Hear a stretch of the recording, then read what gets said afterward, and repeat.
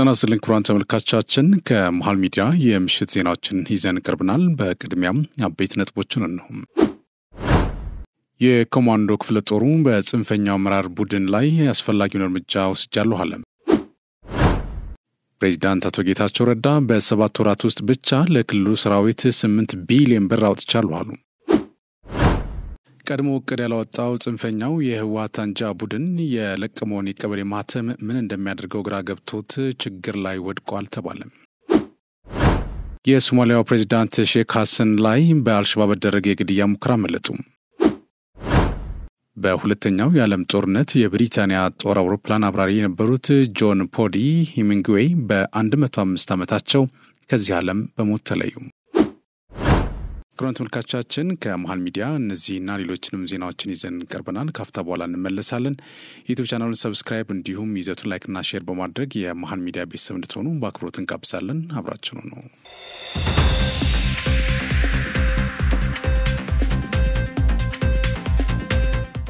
ጠቅላይ ሚኒስትር ዶክተር አብይ አህመድ ከነገ ወዲያ በፓርላማ ተገኝተው ለጥያቄዎች ምላሽ ሊሰጡ ነው። ጠቅላይ ሚኒስትር ዶክተር አብይ አህመድ ከነገ ወዲያ ሐሙስ መጋቢት 11 2017 ዓ.ም በህዝብ ተወካዮች ምክር ቤት በመገኘት ከፓርላማ አባላት ለሚቀርብላቸው ጥያቄዎች ምላሽና ማብራሪያ ሊሰጡ መሆኑ ተሰምቷል። የሐሙስ የፓርላማ መደበኛ ስብሰባ የፌዴራል መንግስት የ6 ወር ዕቅድ አፈጻጸም ሪፖርትን ለምክር ቤት አባላቱ መላኩን ተከትሎ የሚካሄድ ነው። በዕለቱ የህዝብ ተወካዮች ምክር ቤት አባላት በወቅታዊ ሀገራዊ ጉዳይ ላይ ለሚያነሱት ምላሽም ጠቅላይ ሚኒስትር ዶክተር አብይ አህመድ ምላሽ ይሰጣሉ ተብሎ ይጠበቃል።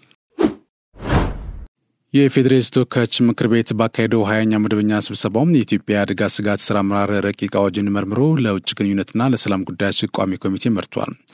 በምክር ቤቱ የመንግስት ዋና ተጠሪ ዶክተር ተስፋዬ በልጅጌ ረቂቅ አዋጁን ለምክር ቤቱ ባቀረቡበት ወቅት እንዳሉት አደጋዎችን ቀድሞ ለመተንበይ መከላከልና መቋቋም የሚያስችል ሀገራዊ ተቋም ለመገንባት እየተሰራ ነው ብሏል። በዋናነትም ተፈጥሯዊ የአደጋ ክስተትን ለመመከትና የተረጅነትና የልመና አስተሳሰብን ለመሻገር ዘላቂ አቅም መገንባት አስፈላጊ በመሆኑ ረቂቅ አዋጁ መዘጋጀቱን ጠቅሷል። የቅድመ አደጋ የአደጋ ወቅትና የብሔራዊ አደጋ ተግባራትን ውጤታማ ከማድረግ ባለፈ የፌዴራልና የክልል ተቋማትን የውስጥ አቅም ለመገንባት ሁሉን አቀፍ የህግ ማዕቀፍ መዘጋጀቱን ገልጿል። አዋጁ ድንገተኛ አደጋዎች ሲከሰቱና ከአቅም በላይ ሲሆኑ የአስቸኳይ ጊዜ የእወጃ ስርዓት ለመዘርጋትና ተግባራዊ ማድረግ የሚያስችል መሆኑን አብራርቷል። በተጨማሪም አዋጁ የሰብአዊ ድጋፍ፣ የዘላቂ ልማትና የሰላም ግንባታ እቅዶችን ማስተሳሰር የሚያስችል እንደሆነም አንስቷል። በረቂቅ አዋጁ ላይ አስተያየታቸውን የሰጡት የምክር ቤቱ አባላት ዶክተር ብዙአየሁ ደገፉ በበኩላቸው አዋጁ በጣም ጠቃሚና ጊዜውን የዋጀ ነው ብለዋል። በተለይም በራስ አቅም ለመስራት ከተረጅነት ለመላቀቅና ከድህነት ለመውጣት ሰፊ አስተዋጽኦ እንዳለው ነው የተናገሩት። የኢትዮጵያና አሜሪካ ሁለትዮሽ የገበያ መዳረሻ ድርድር ዙሪያ ውይይት ተካሄደ። በንግድና ቀጠናዊ ትስስር ሚኒስትር ዶክተር ካሳሁን ጎፌ የተመራ ልዑክ ከአሜሪካ ልዑካን ቡድን ጋር በሁለትዮሽ የገበያ መዳረሻ ድርድር ዙሪያ ተወያይቷል። ለ5ኛ የዓለም ንግድ ድርጅት የስራ ላይ ቡድን ስብሰባ ስዊዘርላንድ ጄኔቫ የሚገኘው በንግድና ቀጠናዊ ትስስር ሚኒስትሩ ዶክተር ካሳሁን ጎፌ የተመራው የኢትዮጵያ ተደራዳሪ ልዑካን ቡድን ከአሜሪካ ልዑካን ቡድን ጋር በሁለትዮሽ የገበያ መዳረሻ ድርድር ዙሪያ ዛሬ ከሰዓት ሰፊ ውይይት ማድረጋቸው ተገልጿል። ወደፊት የገበያ ዕድሎችን ከማስፋት አንጻር በአገልግሎት በግብርናና ሌሎች ምርቶች የገበያ ዕድል ዙሪያ ከአሜሪካ ለተነሱ ጥያቄዎች ተገቢውን ማብራሪያና ምላሽ መሰጠቱን ዶክተር ካሳሁን ጎፌ በማህበራዊ ትስስር ገጻቸው ባሰፈሩት መረጃ አመላክቷል። ሁለቱ ሀገራት የንግድ ግንኙነት መርህ ተኮር ሆኖ በሚጠናከርበት አግባብ ላይ የጋራ ግንዛቤ መፈጠሩንም ሚኒስትሩ ገልጸዋል። ኢትዮጵያ ሶስተኛውን የመሬት ምልከታ ሳተላይት ለማምጠቅ የተዘጋጀች መሆኑን ለዚህም ሻንጋይ ኢንጂነሪንግ ማይክሮ ሳተላይት ከተሰኘው የቻይና ኩባንያ ጋር የውል ስምምነት ተደርጎ ስራው መጀመሩን የስፔስ ሳይንስ ጂኦስፓሻል ኢንስቲትዩት አስታወቅም። የኮሚኒኬሽን ሳተላይት ወደ ህዋ ለማምጠቅ እየሰራች መሆኑን ተገልጿል። የኢንስቲትዩቱ ዋና ዳይሬክተር አቶ አብዲሳ ይልማ በተለይም ለአዲስ ዘመን ጋዜጣ እንደገለጹት የሳተላይት ልማት የተለያዩ ደረጃዎች አሉት። እነዚህም የቴሌኮ ትንተና፣ የቅድመ ንድፈ ስራ፣ ጥልቅ የዲዛይን ትንተና የሳተላይት ግብዓቶችን በዲዛይን መሰረት የመገጣጠም ናቸው። ሳተላይት ከመገጣጠም ስራ በኋላ የመፈተሽ ስራም በሳተላይት ልማት ሂደት እንደሚካተት ዋና ዳይሬክተሩ ጠቁሞ የፍተሻ ስራ ሲካሄድ የምትለማዋ ሳተላይት በህዋ አካባቢ ውስጥ ከፍተኛ ሙቀትም ቅዝቃዜም ሊያጋጥማት ስለሚችል ይህን መቋቋም እንደምትችል አስቀድሞ ፍተሻ እንደሚካሄድ ማስረድተዋል። ከነዚህ ሂደቶች በኋላ ሳተላይቷ ወደ ማምጠቂያ ጣቢያ ተጓጉዛ እንድትመጥቅ እንደሚደረግና ከዚህ አንጻር አንጻር ተቋሙ የመጀመሪያውን ሂደት ማለትም የተልእኮ ትንተና ሂደትን ማጠናቀቁን ገልጿል። ኢትዮጵያውያን መሐንዲሶች ቻይና ሄደው ከኩባንያው ጋር የተልእኮ ትንተና ስራዎችን ማጠናቀቃቸውንም ተናግረዋል። ሳተላይቷ የመገጣጠምና የመፈተሽ ስራ በአጠቃላይ 3 ወራትን እንደሚፈጅም ዋና ዳይሬክተር ገልጸው በዚህ ጊዜ ውስጥ ኢትዮጵያውያን መሐንዲሶች አብረው እንደሚሳተፉ ጠቁመዋል። ከስምነቱ ጀምሮ ሳተላይቷን አልምቶ ለማጥመቅ 18 ወራት እንደሚፈጅ ነገር ግን የማምጠቂያ ቀን ገደቡ ሊለያይ እንደሚችልም አያይዘው ጠቅሷል። ቀደም ሲል ወደ ህዋ ከመጠቁት 2 ሳተላይቶች የአሁኗ ከፍተኛ የምስል ጥራት ያላቸው መረጃዎችን መላክ የምትችል መሆኑንም የተናገሩት ዋና ዳይሬክተሩ የምስል ጥራት ከፍተኛ በሆነ መጠን ግልጋሎት ላይ የሚውሉባቸው ዘርፎች በዚሁ መጠን እየበዙ እንደሚመጡ አመላክተዋል። የመሬት ምልከታ ሳተላይቶች በዋናነት ተግባራቸው በመሬት ዙሪያ እየዞሩ ምስል በማንሳት ወደ መሬት መላክ መሆኑን ጠቅሰው ይህ የምስል መረጃ ደግሞ እየተነተነ የግብርና፣ ደን፣ ውሃ፣ የተፈጥሮ አደጋዎችና ሌሎች ስራዎችን ለመከታተልና ለመቆጣጠር እንደሚውል ገልጿል። ከዚህ አንጻር ኢትዮጵያ ወደ ህዋ የምታመጥቃት የመሬት ምልከታ ሳተላይት ከፍተኛ ፋይዳ እንደሚኖራት ዋና ዳይሬክተሩ ጠቁሟል። በተመሳሳይ ኢትዮጵያ የኮሚኒኬሽን ሳተላይትም ወደ ህዋ ለማምጠቅ እየሰራች መሆኑን የተናገሩት ዋና ዳይሬክተሩ አሁን ላይ የአዋጭነት ጥናት ተጠናቆ የፋይናንስ ምንጮችን የማፈላለግ ስራ እየተካሄደ እንደሚገኝ ጠቁመዋል። ኢትዮጵያ ለሶስተኛ ጊዜ ወደ ህዋ የምታመጥቃት ሳተላይት ለ5 ዓመታት እንደምትቆይና ሳተላይቷ ወደ ህዋ ማምጠቅ የተፈለገው ቀደም ሲል በ2012 ዓ.ምና በ2013 ዓ.ም ወደ ህዋ የመጠቁት የመሬት ምልከታ ሳተላይቶች የአገልግሎት ጊዜያቸውን መጨረሳቸውን ተከትሎ እንደሆነም ለማወቅ ተችሏል። የውጭ ጉዳይ ሚኒስትር ዶክተር ጌዲዮን ጢሞቴዎስ ከአፍሪካ ህብረት ኮሚሽን ምክትል ሊቀመንበር አምባሳደር ሰልማ ማሊኪ ሃዳዲ ጋር ዛሬ በጽህፈት ቤታቸው ተወያይቷል። የውጭ ጉዳይ ሚኒስትሩ አምባሳደር ሰልማ በኢትዮጵያ አልጄሪያ አምባሳደር ሆነው ባገለገሉበት ጊዜ የሁለቱ ሀገራት ግንኙነት በማጠናከር ረገድ ላከናወኑት ስራ መስክነዋል። አምባሳደሯ በአዲስ የአፍሪካ ህብረት ኮሚሽን ምክትል ሊቀመንበርነታቸው በሚኖራቸው የስራ ቆይታ የተሳካ እንዲሆንም ተመኝቷል። ኢትዮጵያ እንደ አፍሪካ ህብረት አስተናጋጅ ሀገር ለተልእኳቸው ስኬት ድጋፏን እንደምሰጥ ሚኒስትሩ መግለጻቸውን ከሚኒስትሩ የተገኘው መረጃ አመላክተዋል። የአሜሪካ ዓለም አቀፍ ተራድኦ ድርጅት ዩኤስአይድ መቋረጥ ምክንያት 8 ሀገራት የኤችአይቪ ሕክምና ሊያልቅባቸው ይችላል ሲል የዓለም ጤና ድርጅት አስጠነቀቀ። ድርጅቱ በሚቀጥሉት ወራት በሃይቲ፣ ኬንያ፣ ሌሶቶ፣ ደቡብ ሱዳን፣ ቡርኪና ፋሶ፣ ማሊ፣ ናይጄሪያና ዩክሬን የኤችአይቪ ሕክምና አቅርቦት በሚቀጥሉት ወራት ሊሟጠጡ እንደሚችሉ ገልጿል። የዓለም ጤና ድርጅት ዋና ዳይሬክተር ዶክተር ቴዎድሮስ አድሃኖም በጋዜጣው መግለጫው ላይ በኤችአይቪ ፕሮግራሞች ላይ የሚስተዋለው መስተጓጎል የ20 ዓመታትን ልፋት የሚቀለብሰው ሊሆን ይችላል ብሏል። ይህም ከ10 ሚሊዮን በላይ ተጨማሪ ኤችአይቪ ተጠቂዎችን እንዲሁም በቫይረሱ ምክንያት 3 ሚሊዮን በላይ ሰዎችን ለሞት ሊዳርግ እንደሚችልም አክሏል።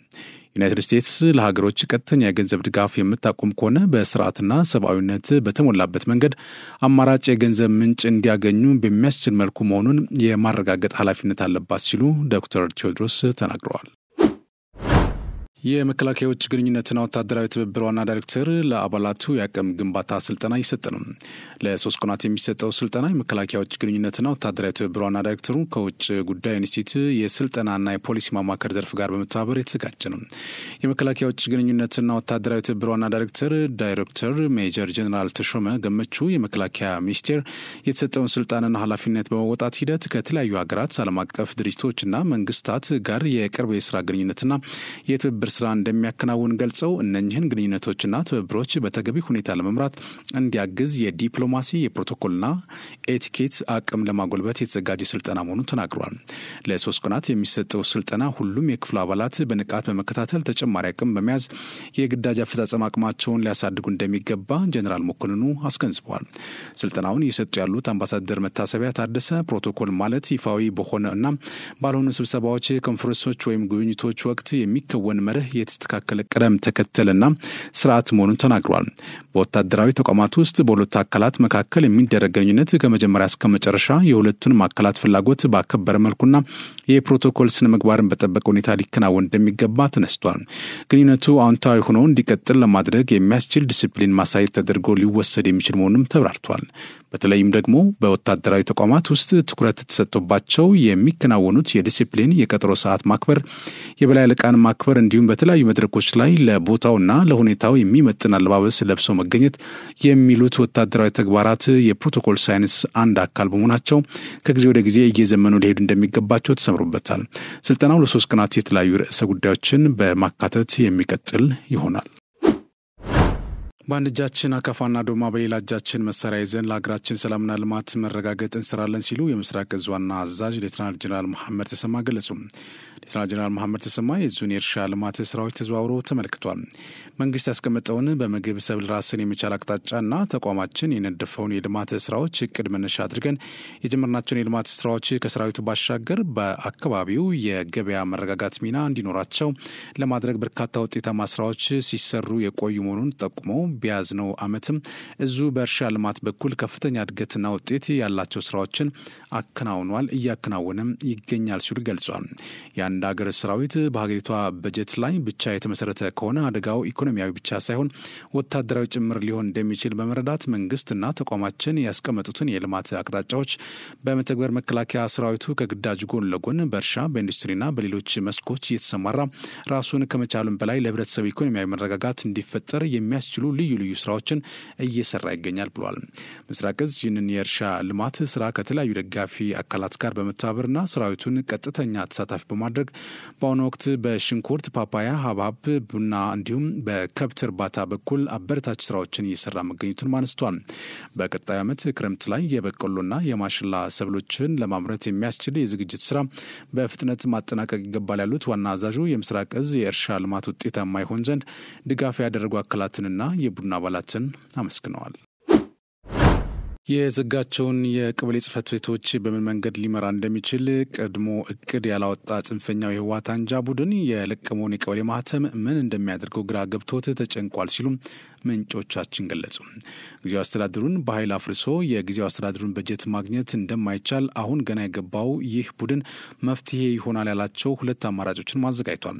አንደኛው አማራጭ ከፌዴራል መንግስቱና ከጊዜያዊ አስተዳደሩ ጋር መሸማገል የሚል ሲሆን እቅዱን ወደ ትግበራ በማስገባት በተለያዩ የትግራይ ክልል አካባቢዎች ሽምግልናዎች እንዲጀመሩ ማድረጉ ታውቋል።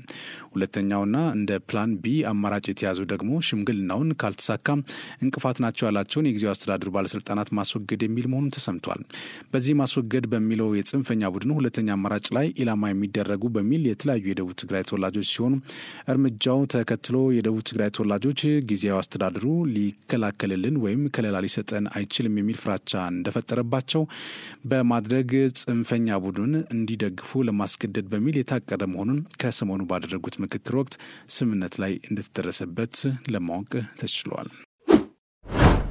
በተያያዘ የትግራይ ክልል ጊዜያዊ አስተዳደር ፕሬዝዳንት ጌታቸው ረዳ በ7 ወራት ውስጥ ብቻ ለክልሉ ሰራዊት 8 ቢሊዮን ብር አውጥቻለሁ አለ። አቶ ጌታቸው ረዳ ይህን የተናገሩት ከሪዮት ሚዲያ ጋር ባደረጉት ቃለ ምልልስ ነው። በአዲስ አበባ የሚገኙት አቶ ጌታቸው ረዳ በ2017 በጀት ዓመት ከሐምሌ እስከ የካቲት ባሉት ወራት 8 ቢሊዮን ብር ለሰራዊቱ ወጪ ማድረጋቸውን ተናግሯል። በዚህ ምክንያት ለመንግስት ሰራተኛ ደሞዝ አልተከፈልም፣ አንድም የልማት ስራ አልሰራንም ብሏል። 274 ሺህ የክልሉ ሰራዊት በተሃድሶ ስልጠና ወደ ማህበረሰቡ እንዲቀላቀሉ ማስመዝገባቸውን የተናገሩት አቶ ጌታቸው በአሁኑ ወቅት ለ110 ሺህ ሰራዊት ስንቅ እንከፍላለን ሲሉ አስረድቷል። ባለፉት 7 ወራት ለክልሉ ሰራዊት 8 ቢሊዮን ብር ማውጣቱን የተናገረው ጊዜያዊ አስተዳደሩ ከፌዴራል መንግስት ለ2017 የተመደበለትን የድጋፍ በጀት 13 ቢሊዮን ብር ነው። በአቶ ጌታቸው ረዳ በሚመራው የጊዜያዊ አስተዳደርና በደብረ ጽዮን ገብረ ሚካኤል የሚመራው የህወሓት አንጃ ቡድን መካከል ያለው ውጥረት ቀጥሏል። ጊዜያዊ አስተዳደሩ የሰራዊቱ ቁጥጥር ከፍተኛ ስለሆነ በተሃድሶ ስልጠና ወደ ማህበረሰቡ እንዲቀላቀሉ እንደሚፈልግ፣ ነገር ግን የተሃድሶ ስራ እንዳይከናወን ደግሞ የደብረ ጽዮን ገብረ ሚካኤል የሚመራው የአንጃው ህወሓት ቡድን እንቅፋት እንደሆነበት በተደጋጋሚ ሲናገር ቆይቷል። በአዲስ አበባ የሚገኙትን የክልሉ ጊዜያዊ አስተዳደር ፕሬዝዳንትን አቶ ጌታቸው ጽህፈት ቤት ጨምሮ የመገናኛ ብዙሃን መያዙም ጊዜያዊ ፕሬዝዳንቱ አዲስ አበባ በገቡ ማግስት መያዙን የተናገረው የህወሓት ቡድን በበኩሉ ይህን ክስ አስተባብሎታል። ጽንፈኛ ህወሓት ላይ ዓለም አቀፍ የሰብአዊ መብት ተቋማት ጥናትና ምርምር እንዲያደርጉ ተጠየቀ። ሳልሳይ ወያነ በአዲ ጉዶብና መሆኒ ከተሞች ላይ ከተፈጸመው ግድያ በተጨማሪ በጽንፈኛ ቡድን በጥይትና በግርፋት የቆሰሉና በርካታ የሰብአዊ መብት ጥሰት የደረሰባቸው በርካቶች ለመኖራቸው ማስረጃ እንዳለው ገልጿል። ስለሆነም ዓለም አቀፍ የሰብአዊ መብት ተቋማት በጉዳዩ ላይ ጥናትና ምርምር እንዲያደርጉ ጥሪውን አቅርበዋል። የኮማንዶ ክፍለ ጦር በጽንፈኛው አመራር ላይ ቡድን ላይ ያስፈላጊውን እርምጃ ወስዷል። በሰሜን ሸዋ ዞን አንጾኪያ ገምዛ ወረዳ ራሱን የአማራ ፋኖ ብሎ የሚጠራው ጽንፈኛ ቡድን ከፍተኛ አመራርና የህዝብ ግንኙነት ኃላፊ የነበረው እንዲሁም ወጣቱን በተሳሳተ ፕሮፓጋንዳ እየቀሰቀሰ ለጥፋትና ህዝብን ለመዝረፍ ሲያሰማራ የቆየው አብርሃም አሰፋ በቀለ ከነ ግብረ አበሮቹ በኮማንዶ ክፍለ ጦር በተወሰደ እርምጃ ተመቷል።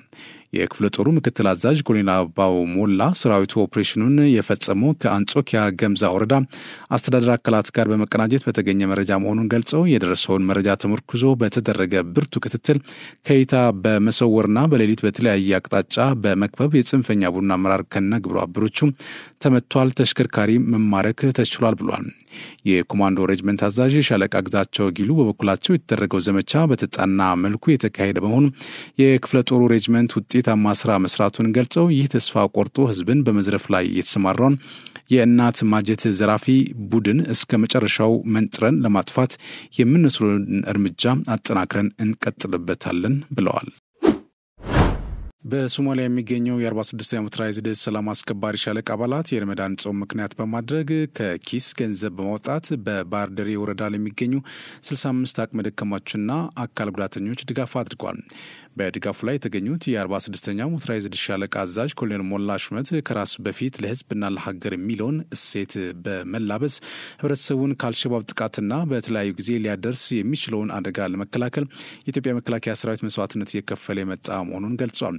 የህብረተሰቡ በሰው ሰራሽና በተፈጥሮ አደጋዎች ተጠቂ እንዳይሆን ከመከላከል በዘለለ ለተቸገሩትና አቅመ ለሌላቸው ነዋሪዎች መደገፍ የኢትዮጵያውያን ባህል መሆኑን በመግለጽ የ46ኛ ሞተራይዝድ ሻለቃ አመራርና አባላት ድጋፍ ማድረጋቸውን ተናግረዋል። የባህር ዳር ወረዳ አስተዳደር አቶ እስማኤል ሼህ አብዱ ቆራ የኢትዮጵያ መከላከያ ሰራዊት ለሶማሊያ ህዝብ ስትሉ ለበርካታ ዓመታት መስዋዕትነት የከፈላችሁ መጥታችኋልና ለሰጣችሁን የሰላም እስትንፋስ ምስጋናችን ከልብ ነው ብሏል። በተጨማሪም ለአቅመ ደካሞችና ለአካል ጉዳተኞች ካላችሁ ቀንሳችሁ መደገፋችሁ ለህዝብ ያላችሁን አለኝታነት ያረጋገጠ ነው ሲሉ ገልጿል። ድጋፍ ከተደረገላቸው መካከል ወይዘሮ ሱባን ኑር መሐመድና ሼህ መሐመድ በሰጡት አስተያየት ሰላማችንን ከአልሸባብ ጥቃት ከመጠበቃችሁ በተጨማሪ ለጾም ማፍጠሪያ የሚሆን ምግብ ነክ ድጋፍ ስላደረጋችሁልን እናመሰግናለን ሲሉ ተደምጠዋል። የሶማሊያ ፕሬዝዳንት ሼክ ሐሰን ላይ በአልሸባብ በተደረገ የግድያ ሙከራ አመለጡ። አሸባሪው አልሸባብ ጥቃቱን በፕሬዝዳንቱ ኮንቮይ ላይ እንደፈጸመ ቢገልጽም ሐሰን ሼክ ምንም ጉዳት እንዳልደረሰባቸው ተገልጿል። ሶማሊያ የሚገኘው የአሜሪካ አምባሲ አልሸባብ በማርች 4 የሽብር ጥቃቶች በሞቃዲሾ ለማካሄድ ማሰቡን ገልጾ ለዜጎች የጉዞ እቀባ አውጥቷል። በ2014 ፕሬዝዳንት ሼክ ሐሰን ላይ የግድያ ሙከራ ከተደረገ በኋላ ይሄኛው ሁለተኛው መሆኑ ለማወቅ ተችሏል። 700 ሚሊዮን ብር ምንጩ ያልታወቀ ገንዘብ ታገደ። የፋይናንስ ደህንነት አገልግሎት ባለፉት 6 ወራት ውስጥ 2483 የገንዘብ ዝውውሮችን በማጣራት ከ700 ሚሊዮን ብር በላይ በቁጥጥር ማሳገዱን አስታውቋል። አገልግሎቱ በህገ ወጥ የገንዘብ ዝውውር ላይ ከፍተኛ የሆነ ግኝቶችን ለህግ አስከባሪ ኤጀንሲዎች በማቅረቡ በንቃት እየመረመረ እና ሪፖርት እያደረገ መሆኑን ተናግሯል። በዚህ መሰረት ተቋሙ ባለፉት 6 ወራት ብቻ 2483 በህገ ወጥ የገንዘብ ዝውውር የተጠረጠሩ ሪፖርቶችን የተቀበለ ሲሆን ከዚህም ውስጥ 120 መዝገቦች ለተጨማሪ እርምጃ ለሚመለከታቸው የህግ አካላት ማቅረቡን አመላክቷል። የፋይናንስ ደህንነት አገልግሎት የህዝብ ግንኙነትና ኮሚኒኬሽን ጉዳዮች ስራ አስፈጻሚ አቶ እንዳላ አሰፋ እንደተናገሩት እነዚህ ሪፖርቶች ተከትሎ በተደረገ ማጣራት ከ700 ሚሊዮን ብር በላይ በህገወጥ መንገድ የተያዘ ገንዘብ በቁጥጥር ስር ውሏል። ይህ ገንዘብ በህገወጥ የሰዎች ዝውውር፣ በሙስናና ሌሎች ህገወጥ ተግባራትን ጨምሮ ከከባድ የወንጀል ድርጊቶች ጋር የተገናኘ ነው ብሏል። ከተለያዩ ተቋማት ባለድርሻ አካላት የሚቀርቡ ሪፖርቶችና የድጋፍ ጥያቄዎች የተበራከቱ መጥቷል ያሉት አቶ እንዳለም አገልግሎቱ እነዚህን የእርዳታዎች ጥሪዎች በተገቢው መልኩ እንደሚቀበልና በቀጣይም በትብብር እንደሚሰራ ተናግሯል። የፋይናንስ ደህንነት አገልግሎት ከባንክና ከሌሎች የፋይናንስ ተቋማት ጋር በመተባበርና አጠራጣሪ የፋይናንስ ግብይቶችን በማጣራት በህገወጥ መንገድ የተገኘ ከፍተኛ ገንዘብ በኢኮኖሚ ውስጥ እንዳይዘዋወር ማድረጉንም አስረድቷል።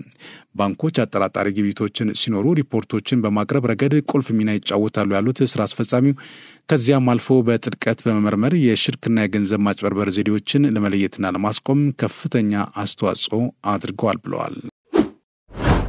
በእናቱ ዮሐንስ ቦያሎ የክስ መዝገብ ላይ የአቃቤ ሕግ ምስክሮች ምስክርነት መስማት ተጀመረ። የሽብር ወንጀል ክስ የቀረባቸው የአማራ ክልል የምክር ቤት አባሉ አቶ ዮሐንስ ቧያለውን ጨምሮ የ51 ተከሳሾች የአቃቤ ሕግ ምስክሮች ምስክርነት መሰማት መጀመሩ ተገለጸ። በዚህ መዝገብ በሽብር ወንጀል ክስ ከቀረባቸው 51 ተከሳሾች መካከል 16ቱ ተከሳሾች በተገኙበት ምስክሮች ትላንት ሰኞ መጋቢት 8 ቀን 2017 ዓ.ም በፌዴራል ከፍተኛ ፍርድ ቤት የህግ መንግስትና የሽብር ወንጀል ጉዳዮች ችሎት ላይ ምስክርነት መስጠታቸው ታውቋል። ፍርድ ቤቱ የአቃቤ ሕግን 21 ምስክሮችን ለማዳመጥ ከባለፈው አርብ መጋቢት 5 ቀን እስከ መጋቢት 12 ቀን 2017 ዓ.ም ቀጠሮ ሰጥቶ የነበረ ቢሆንም አርብ ዕለት መጋቢት 5 ቀን ሁሉም ተከሳሾች ፍርድ ቤት መቅረብ ባለመቻላቸው ምክንያት ሂደቱ ከትላንት መጋቢት 8 ቀን 2017 ዓ.ም ጀምሮ እንዲቀጥል መወሰኑና ትላንት መጀመሩን ከተከሳሽ ጠበቆች አንዱ የሆኑት አቶ ሰለሞን ገዛኸኝ ለአዲስ ስታንዳርድ አስታውቋል። ትላንት በነበረው ምስክሮችን የመስማት ሂደት አቃቤ ሕግ የ4 ምስክሮች ቃል ለመስማት ከችሎቱ እንደተፈቀደለት አቶ ሰለሞን አመላክቷል። ጠዋት ላይ በነበረው ምስክርነት የመስማት ሂደት አቃቤ ሕግ ከባህር ዳር የመጣ የፌዴራል ፖሊስ አባልን ምስክርነት ማሰማቱን ጠቁሟል። መስካሪው የፌዴራል ፖሊስ አባላት ላይ ስለደረሰው ጉዳት የምስክርነት ቃሉን የሰጠ ሲሆን ከተከሳሽ የጠበቆች መስቀለኛ ጥያቄዎች ቀርበውለት ምላሽ መስጠቱንም አቶ ሰለሞን ገልጿል። የእምነት ቃላቸውን ከዚህ በፊት በችሎቱ የሰጡት 16ቱም ተከሳሾች በአቃቤ ሕግ የተመሰረተበትን ክስ የሐሰት ነው፣ ወንጀሉንም አልፈጸምንም ሲሉ መከራከራቸውን ከጀርመን ድምጽ የተገኘው መረጃ አመላክቷል። ጥር 29 ቀን 2017 ዓ.ም በዋለው ችሎት የእምነት ክህደት ቃላቸው የሰጡት የአማራ ክልል ምክር ቤት አባል የሆኑት አቶ ዮሐንስ ቧያለው የሽብር ቡድን አመራር በመሆን በማደራጀት ስትራቴጂ ሰነድ በማዘጋጀትና ጽንፈኛ የሆነውን ፋኖን በመምራት የሽብር ወንጀል ፈጽመዋል የሚሉት ክሶች በፈጠራ የተሞሉ ናቸው፣ መረጃ አልባና ከእውነት የራቁም ነው ሲሉ ቃላቸው መስጠታቸውን መዘገቡ ይታወሳል። በሁለተኛው የዓለም ጦርነት የብሪታንያ ጦር አውሮፕላን አብራሪ የነበሩት ጆን ፖሊ ሄሚንግዌይ በ105 ዓመታቸው ከዚህ ዓለም በሞት ተለዩ።